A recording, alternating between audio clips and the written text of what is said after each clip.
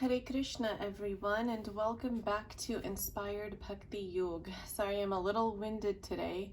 My Gopal is very sleepy. He did not get his nap on time, so I'm trying to do this video for our devotee family as quickly as I can so he can go to bed a little earlier today.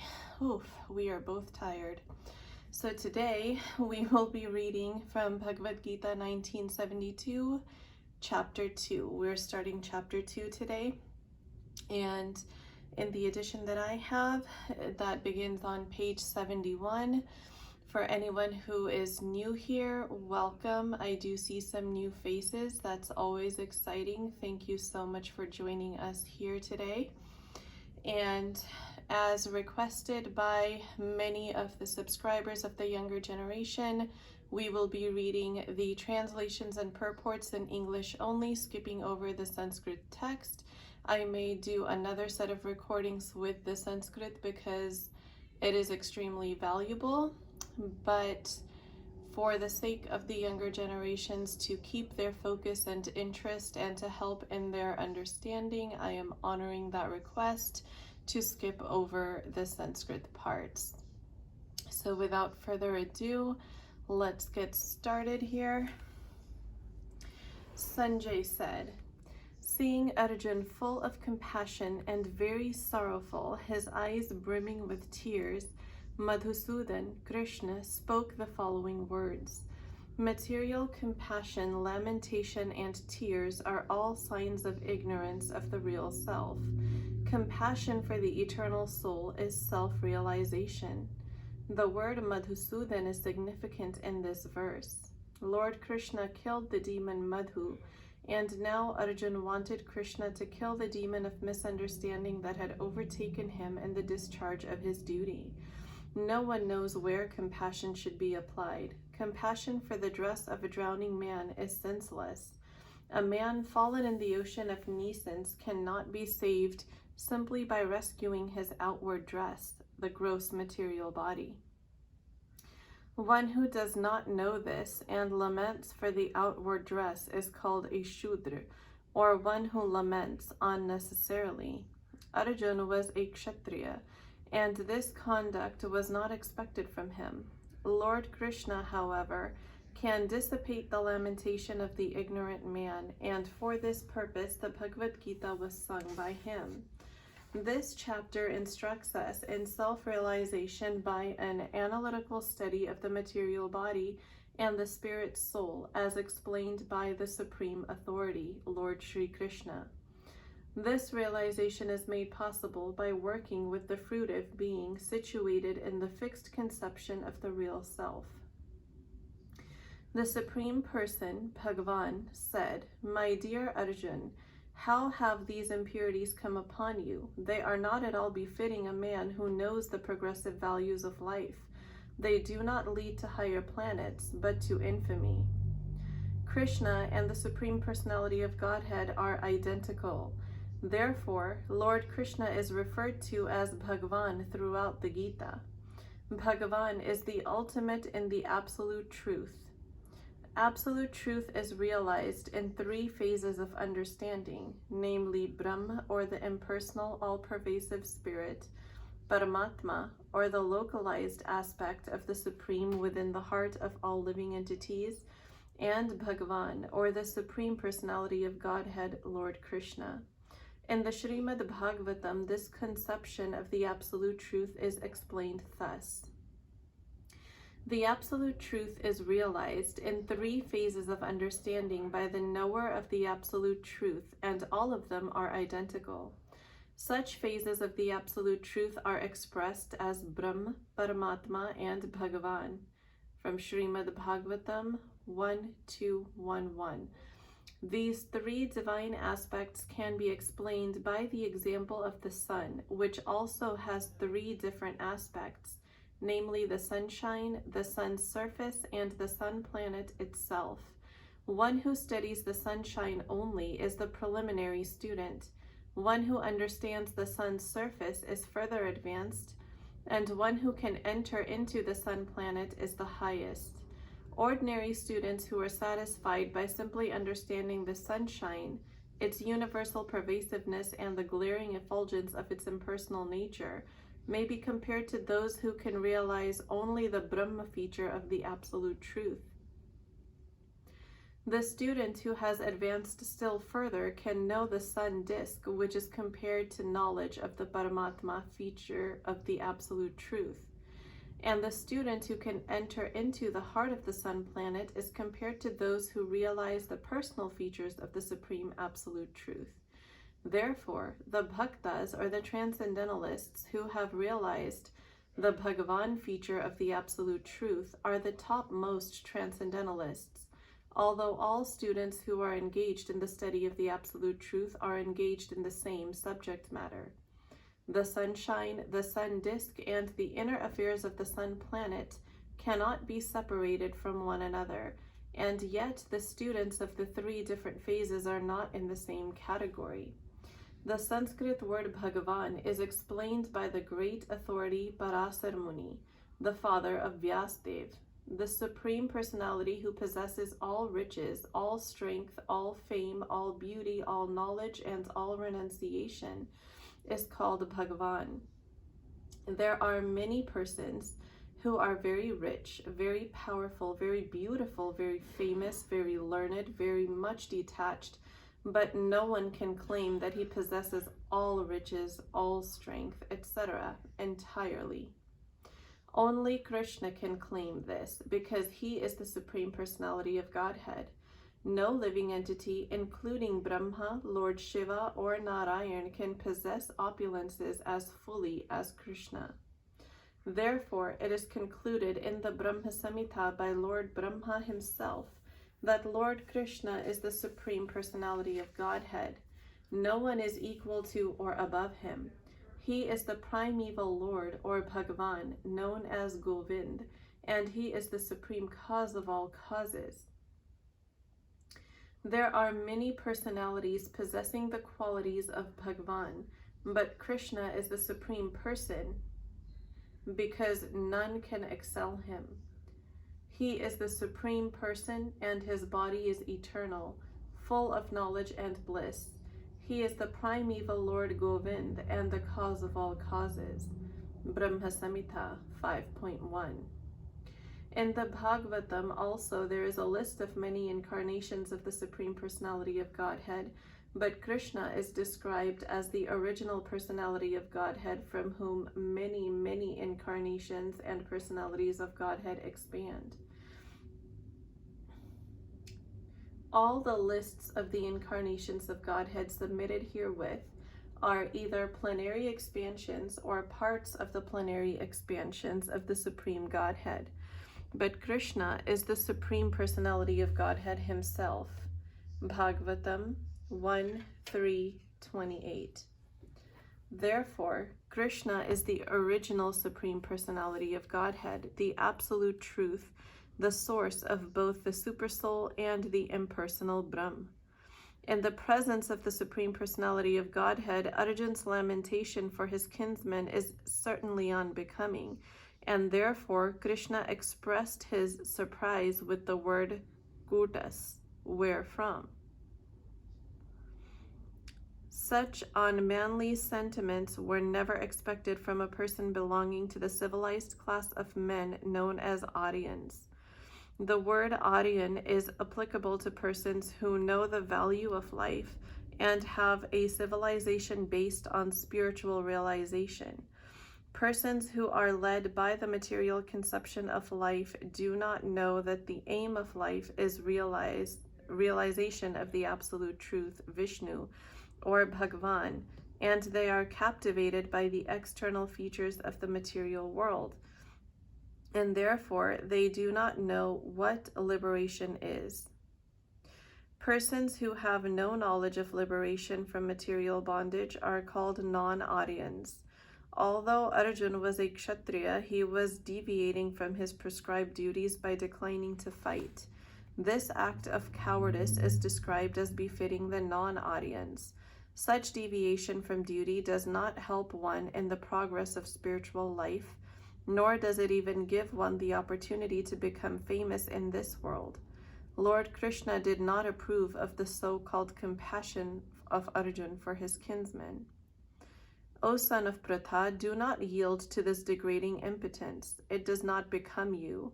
Give up such petty weakness of heart and arise, O chastiser of the enemy. Arjuna was addressed as the son of Pratha, who happened to be the sister of Krishna's father Vasudeva. Therefore, Arjuna had a blood relationship with Krishna. If the son of a Kshatriya declines to fight, he is a Kshatriya only in name. And if the son of a Brahman acts impiously, he is a Brahman in name only. Such Kshatriyas and Brahmins are unworthy sons of their fathers. Therefore, Krishna did not want Arjuna to become an unworthy son of a Kshatriya. Arjuna was the most intimate friend of Krishna, and Krishna was directly guiding him on the chariot. But in spite of all these credits, if Arjuna abandoned the battle, he would be committing an infamous act. Therefore, Krishna said that such an attitude in Arjuna did not fit his personality. Arjuna might argue that he would give up the battle on the grounds of his magnanimous attitude for the most respectable Bhishma and his relatives. But Krishna considered that sort of magnanimity not approved by authority. Therefore, such magnanimity or so-called non-violence should be given up by persons like Arjuna under the direct guidance of Krishna. Arjuna said, O killer of Madhu, Krishna, how can I counterattack with arrows in battle men like Bhishma, Drona, who are worthy of my worship? Respectable superiors like Bhishma the grandfather, and Dronacharya the teacher are always worshipable. Even if they attack, they should not be counterattacked. It is general etiquette that superiors are not to be offered even a verbal fight. Even if they are sometimes harsh in behavior, they should not be harshly treated. Then how is it possible for Arjuna to counterattack them? Would Krishna ever attack his own grandfather Ugrasen or his teacher Sandipani Muni? These were some of the arguments by Arjuna to Krishna. It is better to live in this world by begging than to live at the cost of the lives of great souls who are my teachers. Even though they are avaricious, they are nonetheless superiors. If they are killed, our spoils will be tainted with blood. According to scriptural codes, a teacher who engages in an abominable action and has lost his sense of discrimination is fit to be abandoned. Bhishma and Drona were obliged to take the side of Duryodhana because of his financial assistance, although they should not have accepted such a position simply on financial considerations. Under the circumstances, they have lost the respectability of teachers, but Arjuna thinks that nevertheless they remain his superiors, and therefore to enjoy material profits after killing them would mean to enjoy spoils tainted by blood.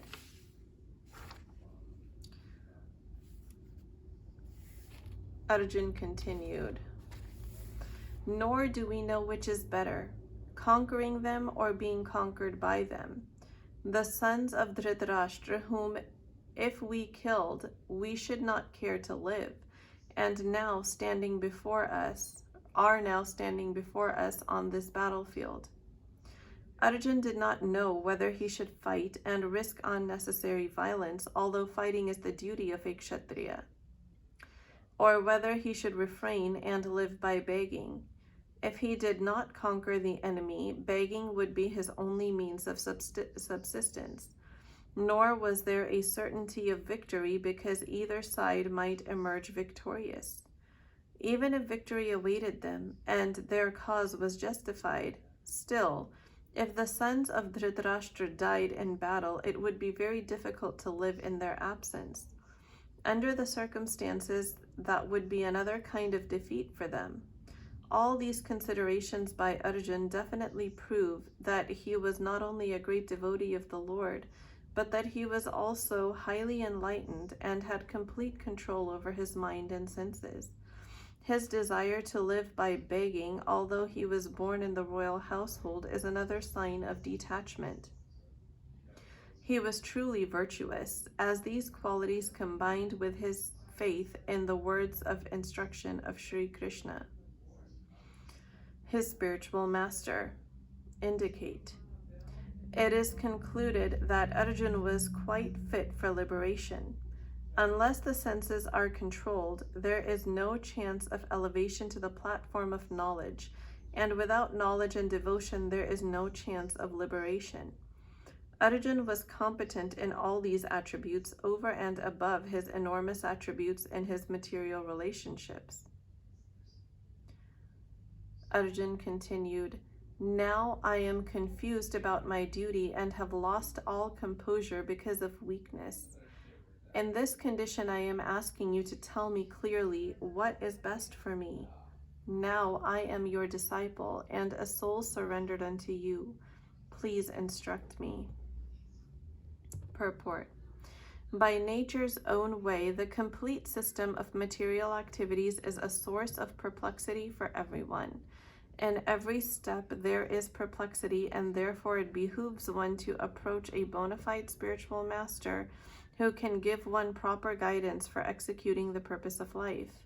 All Vedic literatures advise us to approach a bona fide spiritual master to get free from the perplexities of life which happen without our desire. They are like a forest fire that somehow blazes without being set by anyone. Similarly, the world situation is such that perplexities of life automatically appear without our wanting such confusion. No one wants fire, and yet it takes place, and we become perplexed. The Vedic wisdom, therefore, advises that in order to solve the perplexities of life and to understand the science of the solution, one must approach a spiritual master who is in the disciplic succession. A person with a bona fide spiritual master is supposed to know everything. One should not, therefore, remain in the material perplexities, but should approach a spiritual master. This is the purport of this verse. Who is the man in material perplexities? It is he who does not understand the problems of life. In the Garga Upanishad, the perplexed man is described as follows. He is a miserly man who does not solve the problem of life as a human, and who thus quits this world like cats and dogs, without understanding the science of self-realization. This human form of life is a most valuable asset for the living entity who can utilize it for solving the problems of life. Therefore, one who does not utilize this opportunity properly is a miser. On the other hand, there is the Brahman, or he who is intelligent enough to utilize this body to solve all the problems of life.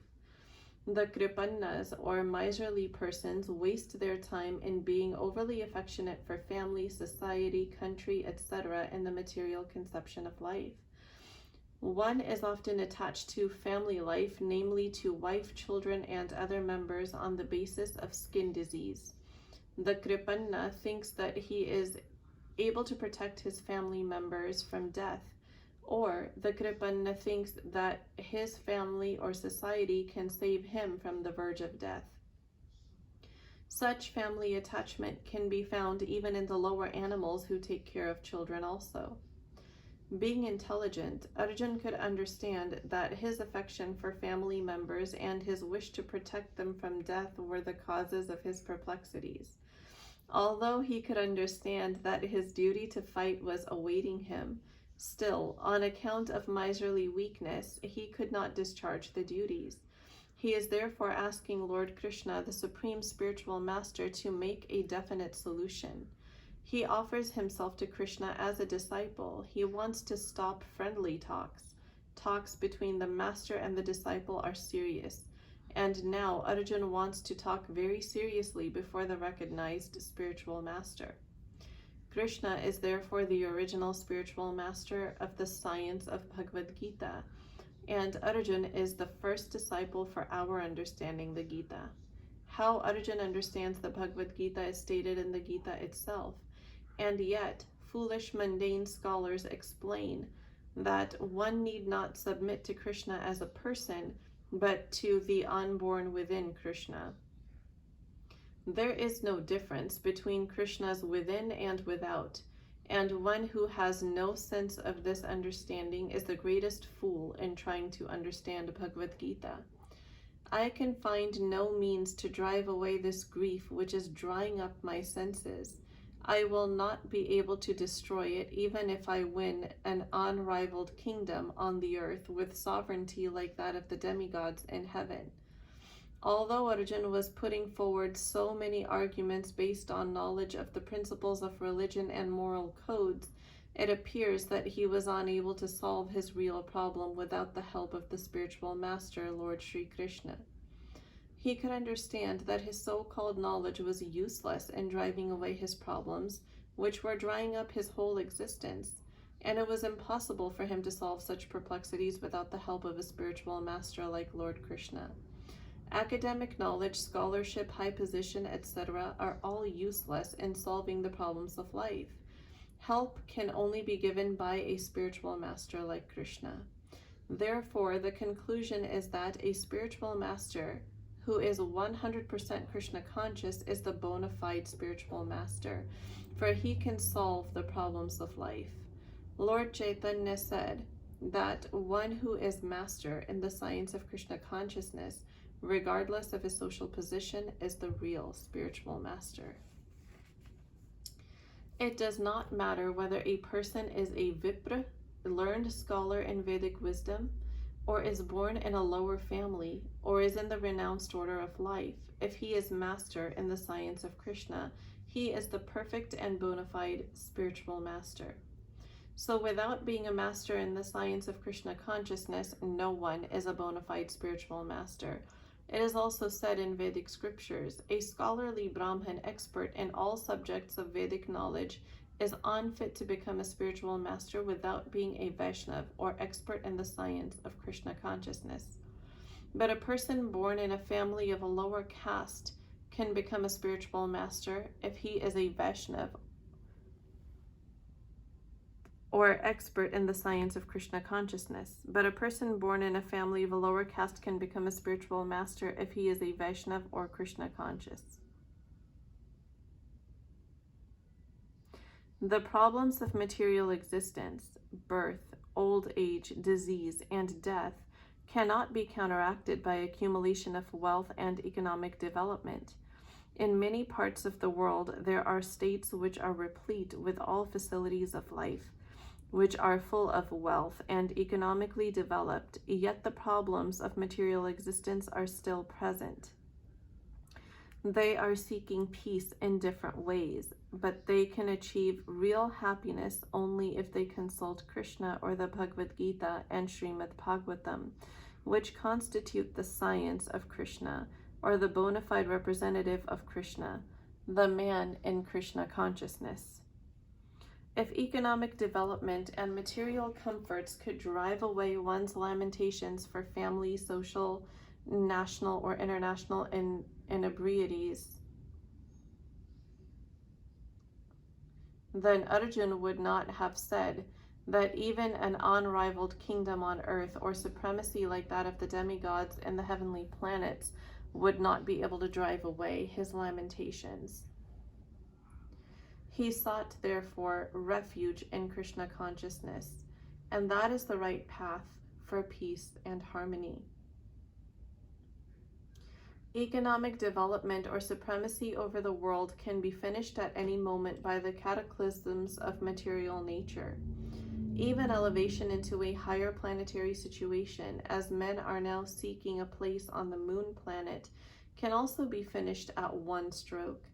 The Bhagavad Gita confirms this. When the results of pious activities are finished, one falls down again from the peak of happiness to the lowest status of life. Many politicians of the world have fallen down in that way. Such downfalls only constitute more causes for lamentation. I am going to pause right here. We are currently on page 83, the end of the first paragraph on page 83. My little Gopal is really, really tired, and I feel like he just wants to go to bed. So I'm going to conclude the reading here for tonight, and it will continue from here tomorrow. Thank you everyone for stopping by, for joining us. I truly hope you are enjoying these readings. I am doing my best to give you guys at least a video every single day. And I'm just so grateful to be feeling better. And I'm so, so, so grateful to all of you who prayed for me and helped me reach this point. I hope you all have a beautiful, restful night and a wonderful rest of your week. I will talk to you again in the reading video. If you are new here, please don't forget to subscribe to this channel and like my videos for more Krishna conscious content, for more darshans of my baby Gopal, and also to energetically co-create this channel with me. Again, thanks everyone. Have a great night. Hare Krishna.